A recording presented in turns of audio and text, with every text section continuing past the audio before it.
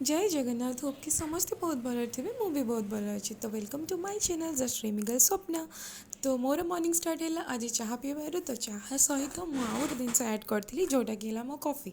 तो चाह coffee mix कर पीवा मत बहुत पसंद।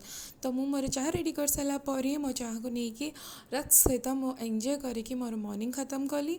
तापर मु चाह कंप्लीट कर सारापर मु गली टिके छात उपरको जो मोर प्लांट टिके केयर नबर थिला बिकज मुझे टाइम ही दे पारुनी।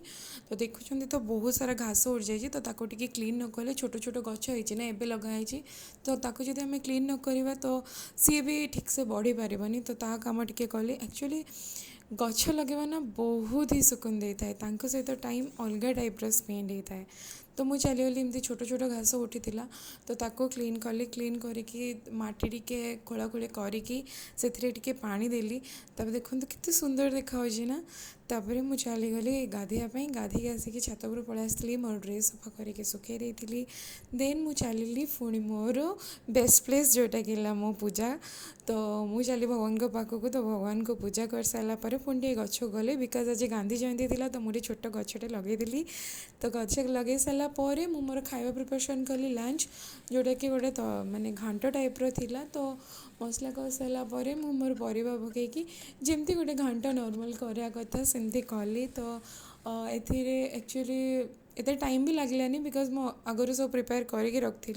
तो यहाँ हो सारापर मुझे खायापी बस जाइली भात घांट आउ टमाटो बैगन चटनी सहित। तो यहाँ खाई मो लंच कंप्लीट होता लंच पर मुझे बहुत टाइम घरे कथा होती। तापर किसी टाइम सोई सारापर उठला मुझे भल लगुन तो मु चली टिके मंदिर यहाँ गोटे माँ को मंदिर लक्ष्मी नारायण को मंदिर। तो सेठू गलापर एत शांति लगे एत शांति लगे। तो फर्स्ट टाइम यहाँ जाइली और आपड़ समस्ते जाइए सेठू आसिक मु पुणी गली इस्कन जोटा कि मो फेवरेट प्लेस जोटी मत अलग लेवल सुकून लगे। तो जितेबाला भी मो मूड अफ होता है ना मु प्रिफर करे इस्कन जावाई बिकज जिते बड़ टेंशन में थाए ना मत एमती हल्का फिल हुए से कह भी पारि से माहौल ही सेमती। भगवान को दर्शन करके मुझे पलि आसती रूम को तो बहुत ही शांति लगुला। एवं मुझे फ्रेश होगी चली शोयापाई पुणी देखा नेक्स्ट ब्लॉग रे। समस्ते बहुत भल था समस्ते खुशी रही था। जय जगन्नाथ।